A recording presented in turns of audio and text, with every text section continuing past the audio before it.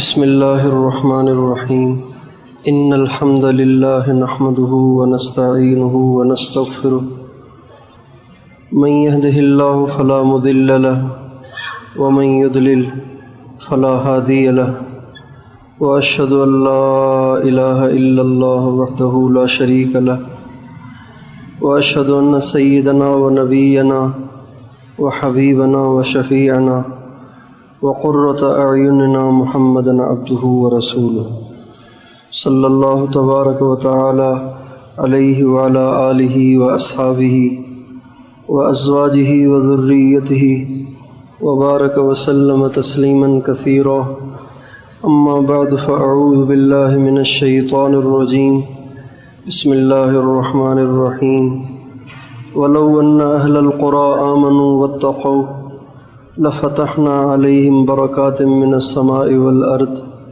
ولكن كذبوا فأخذناهم بما كانوا يكسبون سبحان ربك رب العزة عما يصفون وسلام على المرسلين والحمد لله رب العالمين اللهم صل على سيدنا محمد وعلى آل سيدنا محمد وبارك وسلم۔ انسان کی زندگی پر سب سے زیادہ اثر انداز چیز وہ اس کا پیسہ، اس کی دولت، اس کا عہدہ نہیں ہے، بلکہ سب سے زیادہ اس کی زندگی پر اثر انداز وہ انسان کا عمل ہے۔ انسان کی زندگی پر سب سے زیادہ جس چیز کے اثرات مرتب ہوتے ہیں وہ انسان کا عمل ہے۔ اگر انسان کا عمل اچھا ہو تو اس کی زندگی پر اچھے اثرات مرتب ہوتے ہیں، اگر انسان کا عمل برا ہو تو اس کی زندگی پر برے اثرات مرتب ہوتے ہیں۔ یہ وہ بات ہے جو ہمیں اللہ نے اور اللہ کے نبی نے بتائی ہے، مگر انسان اس کو نہیں سمجھتا۔ انسان اس کو نہیں سمجھتا۔ انسان کہتا ہے میری زندگی کے اچھا ہونے کے لیے عہدہ اور دولت چاہیے، اگر عہدہ بھی نہیں ہے، دولت بھی نہیں ہے تو زندگی بڑی بیکار ہے۔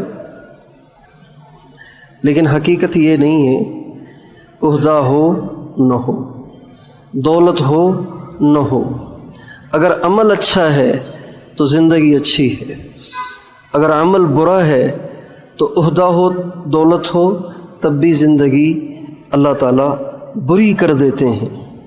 اللہ تعالیٰ نے قرآن مجید میں بہت سی قوموں کے واقعات ہمیں سنائے ہیں، قوموں کے واقعات بھی سنائے، افراد کے واقعات بھی سنائے ہیں، اور جن قوموں کے واقعات سنائے وہ بڑی خوشحال قومیں تھیں، خوشحال، دنیا کی ہر چیز تھی، فراوانی تھی، پیسہ تھا، دولت تھی، ہر چیز تھی، لیکن سب کچھ کے ہوتے ہوئے ان کا عمل خراب ہو گیا۔ جب ان کا عمل خراب ہوا اللہ تعالیٰ نے ساری نعمتیں چھین کر ان کو ہلاک کر دیا۔ چنانچہ اللہ تعالیٰ فرماتے ہیں الم تر کیف ربک بعاد، تم نے دیکھا نہیں کہ اللہ تعالیٰ نے عاد کا کیا حشر کیا؟ قوم عاد بڑی مست قوم تھی، چونکہ طاقت بہت تھی۔ جب آدمی کے پاس طاقت ہو تو وہ مست ہوتا ہے۔ طاقتور قوم تھی اور لمبے چوڑے جسم تھے، بیمار نہیں ہوتے تھے، بوڑھے بھی نہیں ہوتے تھے، بیمار بھی نہیں ہوتے تھے، ہمیشہ صحت مند رہتے تھے۔ 60 اور 70 ہاتھ ان کے قد ہوا کرتے تھے۔ یہ ایک ہاتھ ہے، ایسے 60 یا 70 ہاتھ، یعنی 100 فٹ ان کا قد ہوتا تھا، اتنے طاقتور۔ لیکن عمل خراب ہو گیا، ہود علیہ السلام نے سمجھایا، سمجھ ہی نہیں آئی، کہنے لگے چلو چلو یہ باتیں ہمیں مت سناؤ۔ من اشد منا قوہ، کہنے لگے ہم سے بڑا طاقتور کون ہے؟ ہم سے زیادہ اگر کوئی طاقتور ہو تو ہم اس کے سامنے جھکیں، ہمیں اپنے سے زیادہ طاقتور کوئی نظر ہی نہیں آتا تو ہم کیوں جھکیں؟ چنانچہ اللہ تعالیٰ نے ان پر ایک ایسا عذاب بھیجا کہ جس عذاب کا ان کے پاس کوئی علاج نہیں تھا۔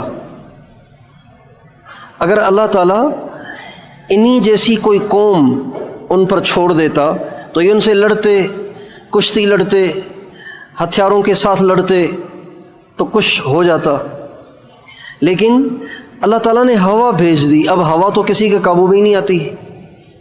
ہوا جب چلتی ہے تو نہ وہ جھوپڑے دیکھتی ہے، نہ وہ بنگلے دیکھتی ہے، اور نہ وہ شہر دیکھتی ہے، نہ وہ دیہات دیکھتی ہے، نہ وہ دریا دیکھتی ہے، نہ وہ سمندر دیکھتی ہے، نہ وہ امیروں کے گھر دیکھتی ہے، نہ وہ غریبوں کے گھر دیکھتی ہے۔ جب ہوا چلتی ہے تو سبھی کو اکھاڑ دیتی ہے۔ چنانچہ اللہ تعالیٰ نے ان پر ہوا کو مسلط کیا۔ اللہ تعالیٰ فرماتے ہیں وَأَمَّا عَادٌ فَأُهْلِكُوا بِرِيحٍ صَرْصَرٍ عَاتِيَةٍ سَخَّرَهَا عَلَيْهِمْ 7 لَيَالٍ و8 أَيَّامٍ حُسُومًا فَتَرَى الْقَوْمَ فِيهَا صَرْعَىٰ۔ اللہ تعالیٰ فرماتے ہیں ہم نے قوم عاد کو ہلاک کرنے کے لیے فرشتے نہیں اتارے، ہوا بھیج دی۔ اور ہوا کون سی؟ بریحٍ صرصر، ٹھنڈی ہوا، یخ ٹھنڈی ہوا۔ ایک تو وہ ٹھنڈی بہت تھی، اور دوسری آتیہ، اتنی شدید تھی، اتنی شدید تھی، اتنی زوردار تھی کہ آتیہ فرشتے کے قابو سے بھی باہر نکل گئی۔ آتیہ حد سے تجاوز کرنے والی، درخت اکھیڑ دیے، گھر اکھیڑ دیے، اتنے بڑے بڑے انسانوں کو اٹھا اٹھا کے ہوا میں پھینکا، اور وہ ہوا آدھے گھنٹے کے لیے نہیں چلی، 10 منٹ کے لیے نہیں چلی۔ سخرہا علیہم 7 لیال و8 ایام، ایک شام کو شروع ہوئی، ایک شام کو، اگلی شام، اس سے اگلی شام، اس سے اگلی شام، اس سے اگلی شام، اس سے اگلی شام، اس سے اگلی شام، اس سے اگلی شام، اس سے 7 راتیں اور 8 دن مسلسل چلتی رہی، اس کا پریشر بھی کم نہیں ہوا۔ اب بتائیں کیا بچے گا؟ سخرہا علیہم 7 لیال و8 ایام حسوما، اللہ فرماتے ہیں مسلسل چلتی رہی، رکی ہی نہیں۔ فَتَرَى الْقَوْمَ فِيهَا صَرْعَىٰ، اب تم دیکھو کہ ان کے لاش کیسے پڑے ہوئے ہیں۔ كَأَنَّهُمْ أَعْجَازُ نَخْلٍ خَاوِيَةٍ، ایسے لگ رہا ہے جیسے کسی نے کھجور کے درخت کاٹ کے ان کو زمین پہ پھینک دیا ہے، ایسے پڑے ہوئے ہیں جیسے کھجوروں کے درخت۔ اور کھجوروں کے درختوں سے ان کو اس لیے مشابہت دی کہ جب ہوا تیز چلی نا، جب ہوا تیز چلی تو یہ گئے ہوا میں، ہوا تیز چلی تو یہ ہوا میں اڑنے لگے، جیسے تیز ہوا میں شاپر اڑتے ہیں نا، شاپر کاغذ اڑتے ہیں، اس طرح ہوا میں اڑنے لگے۔ جب اڑنے لگے تو آپس میں اڑ بھی رہے تھے، ٹکرا بھی رہے تھے، آپس میں ٹکرا بھی رہے تھے۔ تو اس سے کیا ہوا؟ ان کی ٹانگیں رانوں سے جدا ہو گئیں، اور ان کے بازو کندھوں سے جدا ہو گئے۔ اب رہ گئے صرف دھڑ، یعنی سر سے لے کے ناف تک، صرف یہ، ان کو اللہ نے اٹھا کے پھینکا۔ اللہ کہتے ہیں ایسے پڑے ہوئے ہیں جیسے کھجوروں کے تنے پڑے ہوتے ہیں۔ اور یہ سزا تھی ان کو ان کے برے عمل کی، ان کے برے عمل کی وجہ سے اللہ نے ان کو پکڑا۔ اور ہمیشہ جو قوم برے اعمال اختیار کرتی ہے، جو قوم گناہوں میں لگتی ہے، جو قوم اللہ سے غافل ہو جاتی ہے، جو قوم دین سے دستبردار ہو جاتی ہے، اللہ تعالیٰ اس قوم پر ضرور پکڑ بھیجتا ہے۔ ہمارے نبی سے پہلے جو پکڑ آتی تھی وہ پکڑ ایسی آتی تھی کہ بالکل ہی صفایا، جیسے کھیتی کٹ گئی، جب کھیتی کٹ جاتی ہے تو کوئی چیز بچتی ہے؟ ساری کٹ جاتی ہے نا۔ تو ہمارے نبی سے پہلے جب اللہ تعالیٰ گناہوں پہ پکڑتے تھے تو ایسے کاٹ دیتے تھے جیسے کھیتی کٹ گئی، لیکن ہمارے نبی نے اللہ تعالیٰ سے پچھلی قوموں کے واقعات سن سن کے اللہ سے بہت مانگا، اے اللہ میری قوم کو اس طرح ہلاک نہ کرنا جس طرح آپ نے پچھلی قوموں کو ہلاک کیا۔ اتنا مانگا اتنا مانگا اتنا مانگا اتنا مانگا کہ اللہ تعالیٰ نے وعدہ کیا کہ میرے نبی تیرے امتی کچھ بھی کریں ان کو ایسے ہلاک نہیں کروں گا۔ چنانچہ ہم دیکھ رہے ہیں کہ آج پوری دنیا میں کیا کچھ ہو رہا ہے، کتنے بڑے بڑے گناہ ہو رہے ہیں، توبہ، کتنے بڑے بڑے گناہ ہو رہے ہیں، بے حیائی کہاں پہنچی ہوئی ہے، فحاشی کس درجہ آئی ہوئی ہے، اور عریانی کس درجہ آئی ہوئی ہے، گھر گھر میں فلم چل رہی ہے، ہر نوجوان کی جیب میں موبائل ہے اور اس موبائل میں سب کچھ ہے۔ اس درجے کی عریانی اور اس درجے کی فحاشی جب سے انسان دنیا میں آئے ہیں آج تک نہیں آئی۔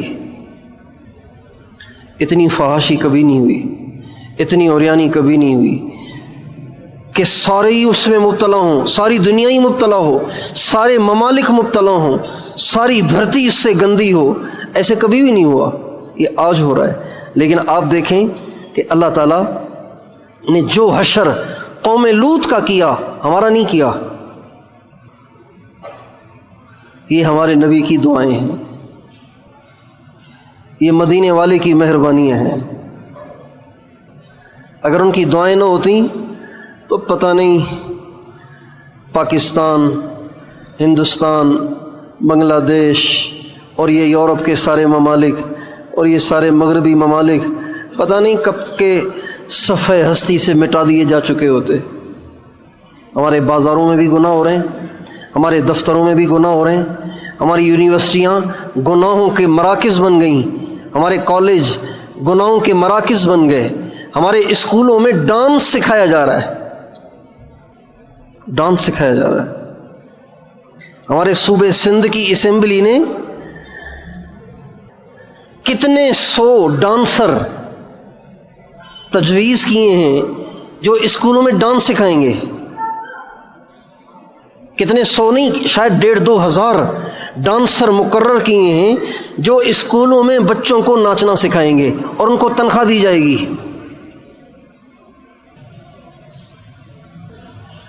اور پاکستان جو اسلامی ملک ہے اس میں ایسے قوانین پاس ہو رہے ہیں کہ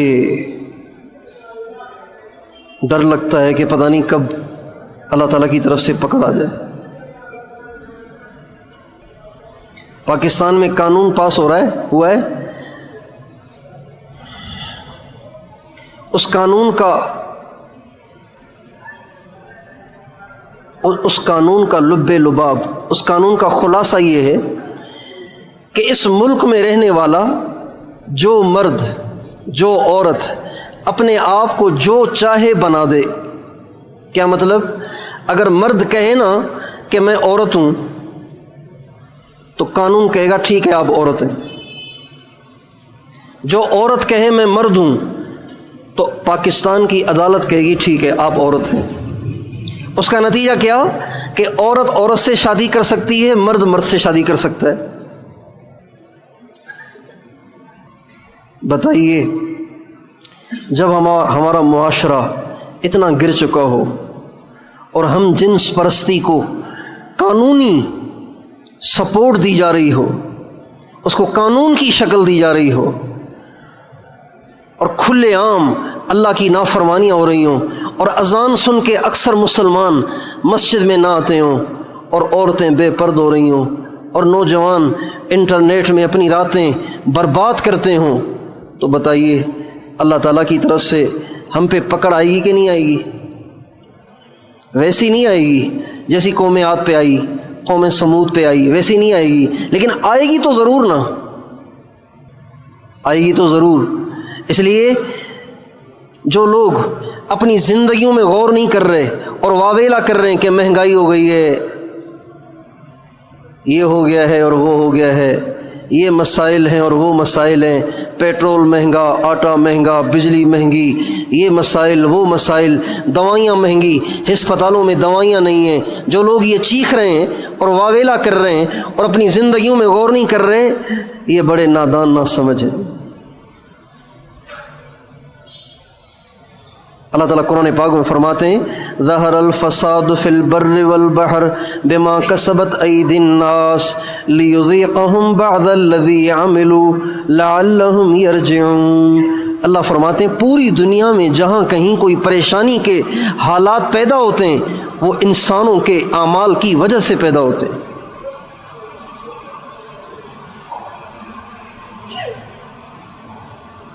اس لیے اگر دھرتی پہ رہنا ہے نا، اگر زمین پہ رہنا ہے، اگر زمین پہ سکون کی زندگی گزارنی ہے تو اس دھرتی کے بنانے والے کو ساتھ لینا پڑے گا، اس کو راضی کرنا پڑے گا۔ بھائی اس شہر کا نام پشین ہے، اس پشین شہر میں کوئی طاقتور آدمی ہوگا، کوئی طاقتور آدمی ہوگا، کوئی ایم پی اے ہوگا، کوئی ایم این اے ہوگا، کوئی سردار ہوگا اپنی قوم کا، اگر کوئی اس سے بگاڑ لے، اس کو گالیاں دیتا پھرتا ہو تو بتائیے پشین میں رہ سکتا ہے وہ؟ اس سردار اس کا جینا دشوار کرے گا کہ نہیں کرے گا؟ وہ ایم پی اور ایم این اے اس پر جھوٹے کیس کرے گا کہ نہیں کرے گا؟ اس کو پھنسانے کی کوشش کرے گا کہ نہیں کرے گا؟ کرے گا نا۔ جب ہم اللہ کی دھرتی پہ رہتے ہیں، اللہ کی زمین پہ رہتے ہیں، اللہ کا کھاتے اللہ کا پیتے ہیں اور اللہ سے ٹکراتے ہیں تو ہم پہ حالات نہیں آئیں گے۔ اس لیے میرے دوستو، اگر ہم چاہتے ہیں کہ زندگی ہماری اچھی ہو، اگر ہم چاہتے ہیں کہ ہمارے حالات ٹھیک ہوں، ہمارے مسائل حل ہوں، ہماری پریشانیاں دور ہوں، تو سب سے پہلا کام توبہ۔ یا ایھا الذین آمنوا توبوا الی اللہ، اے ایمان والو توبہ کرو۔ استغفروا ربکم انہ کان غفارا، اپنے پروردگار سے معافی مانگو، وہ بڑا معاف کرنے والا ہے، بڑا بخشنے والا ہے، بڑا مہربان ہے۔ اللہ پاک سے معافی مانگیں گے، اللہ کو راضی کریں گے، اپنی زندگی کو تبدیل کریں گے، گناہوں سے توبہ کر لیں گے، اللہ تعالیٰ سارے حالات کو ٹھیک کر دے گا۔ اگر یہ نہیں کریں گے تو حالات ٹھیک نہیں ہوں گے۔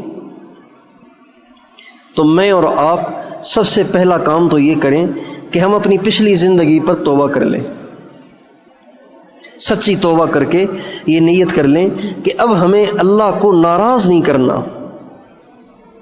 ناراض کرنے سے پہلے سوچا تو کریں کہ بھئی کس کو ناراض کر رہے ہیں،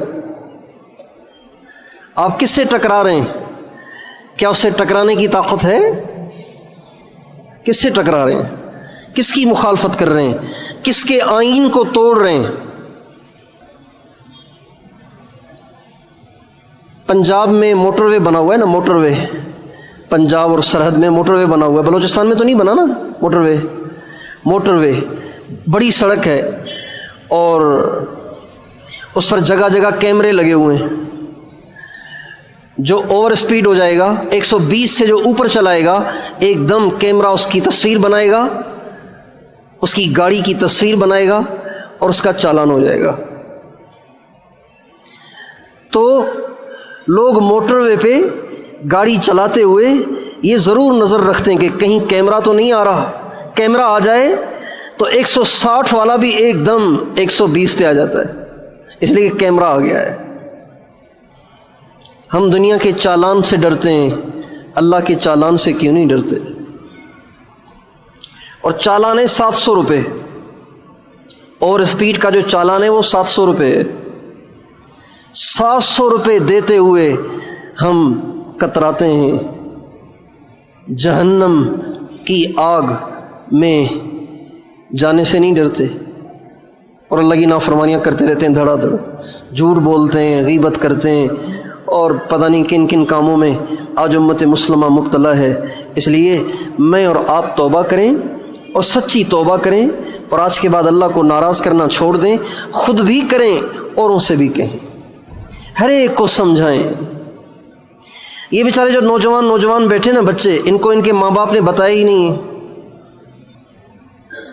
ان کو ماں باپ نے صرف یہ بتایا ہے کہ فرسٹ پوزیشن آنا ہے تم نے کالج میں، اسکول میں، ڈاکٹر بننا ہے، بڑا افسر بننا ہے، خوب پیسے کمانے۔ اس لیے آپ اسی مجمع میں دیکھ لیں کہ جو بڑی عمروں والے ہیں وہ کسی اور پوزیشن میں ہیں، اور جو نوجوان ہیں وہ کسی اور پوزیشن میں ہیں۔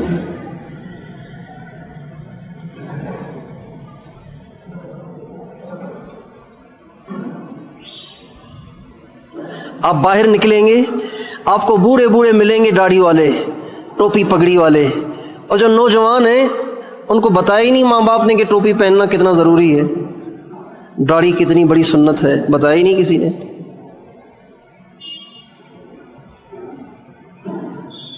جو جس حال میں ہے ٹھیک ہے، سب کو ایک نشہ ہے کہ پیسہ کماؤ، مالدار بنو، یہ ایک نشہ ہے۔ میرے دوستو، مالدار بننا کمال نہیں ہے، کمال یہ ہے کہ جب ہم دنیا سے جائیں تو اللہ راضی ہو۔ اس لیے کہ مالدار بن کے مر گئے تو کیا کسی بڑے بنگلے میں ہمیں دفن کیا جائے گا؟ جانا تو اسی قبرستان میں ہے جہاں غریب دفن ہے، ملے گی تو وہی مٹی، ملے گی تو وہی خاک، انجام تو وہی مٹی وہی خاک ہے۔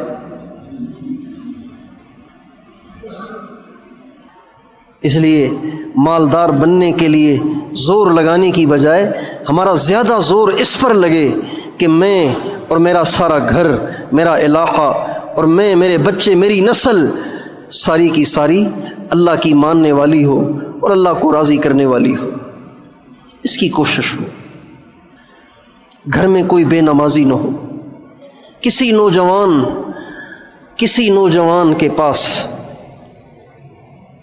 کوئی نوجوان آزاد نہ ہو۔ آج کل ایک عام مرض ہے، نوجوان رات کو گھروں میں دیر سے آتے ہیں، پتہ نہیں یہاں ہے کہ نہیں، یہاں بھی ہے یہ مرض، نوجوان رات کو گھر میں دیر سے آتے ہیں، باپ کو پتہ ہی نہیں وہ کہاں ہیں، آپ کو پتہ ہونا چاہیے کہاں ہیں، وہ کہاں ہوتا ہے 4 5 10 لڑکے آپس میں اکٹھے بیٹھ جاتے ہیں اور پھر موبائل کھول لیتے ہیں، پھر اکٹھے بیٹھ کے اجتماعی اللہ کی نافرمانی کرتے ہیں۔ اللہ پاک کی اجتماعی نافرمانی کرتے ہیں۔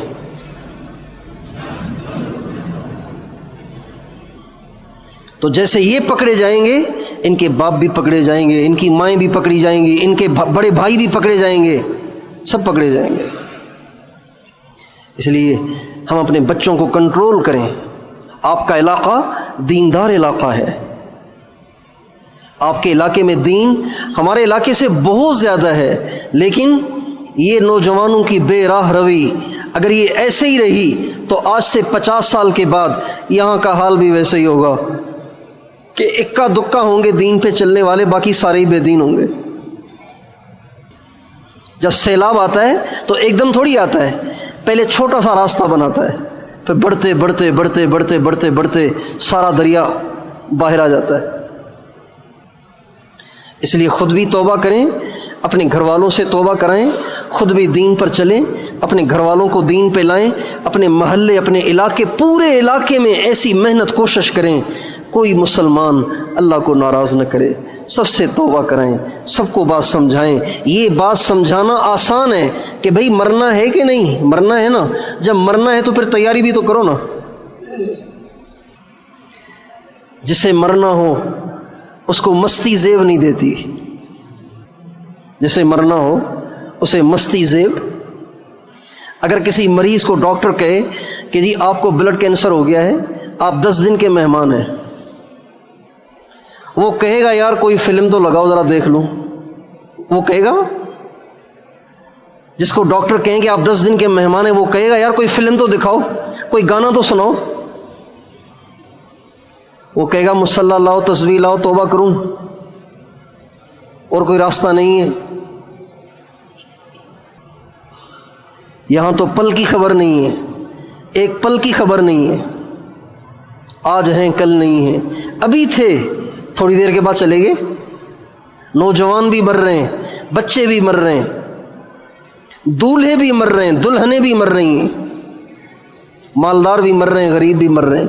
یہ بات ہر ایک کو ہمیں سمجھانی ہے۔ کریں گے کوشش انشاءاللہ، پچھلی زندگی پہ توبہ کرتے ہیں انشاءاللہ، سچی توبہ کرتے ہیں نا۔ اللہ تعالیٰ مجھے آپ کو سچی توبہ کی توفیق عطا فرمائے۔